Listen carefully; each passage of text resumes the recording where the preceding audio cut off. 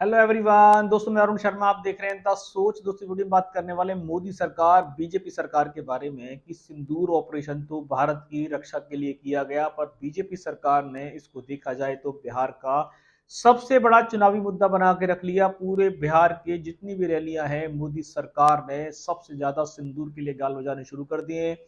क्या देश की रक्षा के लिए किया गया कोई अहम फैसले को आप चुनाव प्रचार में यूज कर सकते हैं? दोस्तों अगर आप चैनल पहली बार है, जुड़ सकते हैं सारी वीडियो को देखने। बात करते हैं नरेंद्र मोदी बीजेपी सरकार के बारे में कि उन्होंने देखा जाए तो पाकिस्तान की अकल ठिकाने के लिए सिंदूर ऑपरेशन किया, जिसको भारतीय सेना ने समक्ष रूप से कामयाबी प्राप्त की। पूरे भारत में उनकी ताल ठोकी गई और जनता ने भारत की सेना का धन्यवाद किया। मोदी सरकार ने अब देखा जाए तो बिहार का इलेक्शन सर के आ चुका है, और जिसके चलते मोदी जी ने प्रचंड रैलियां बिहार में शुरू कर दी हैं। पर देखा जाए तो चुनावी मुद्दे बहुत सारे थे बिहार में। बहुत सारे मुद्दे हैं, नौकरी का मुद्दा है, बेरोजगारी का मुद्दा है। इन मुद्दों को छोड़ के नरेंद्र मोदी ने, देखा जाए तो बीजेपी सरकार ने पूरी बिहार में सिंदूर की ताल ठोकनी शुरू कर दी है। क्या नरेंद्र मोदी बीजेपी सरकार बिहार में सिंदूर ऑपरेशन के सहारे वापस आ सकती है? जिस तरीके से भारत सरकार ने, पहले ही सबने जग जाहिर है कि जिस तरीके से सेना ने कार्रवाई की है, सब दिखा चुका है, मीडिया दिखा चुका है। उस पर बीजेपी सरकार अपनी ताल अलग ठोकती नजर आ रही है। ऐसा लग रहा है कि ये युद्ध बीजेपी सरकार का था, भारत सरकार का नहीं था। चुनाव के मुद्दों में सिंदूर को लाना कहाँ की राजनीति है, और क्या ये राजनीति बीजेपी बार बार करती है? मंदिर के मुद्दे को लेके भी उन्होंने हरियाणा, पंजाब, अन्य क्षेत्रों में जितने भी इलेक्शन हुए थे वहां पे खूब रोटियां सेकी थी। अब वही बीजेपी सरकार है कि सिंदूर का ऑपरेशन भारतीय सेना का था, देश का था, उसको चुनावी रण में घसीटना किसी भी सूरत में सही नहीं है।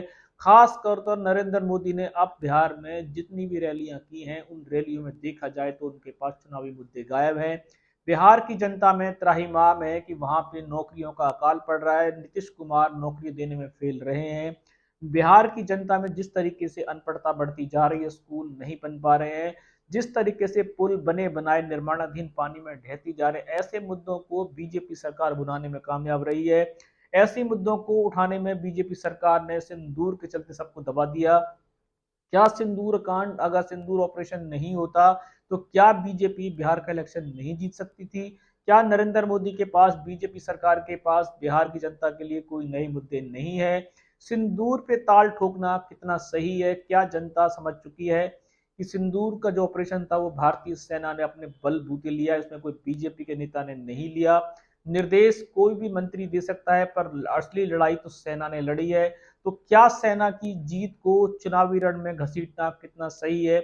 और बीजेपी सरकार है जो आए दिन ऐसे मुद्दों को चुनावी रण में घसीटती है। चाहे नरेंद्र मोदी सरकार हो, बीजेपी के अन्य नेता हो, वो चाहते हैं कि जो वो कर रहे हैं वो देश के लिए कर रहे हैं।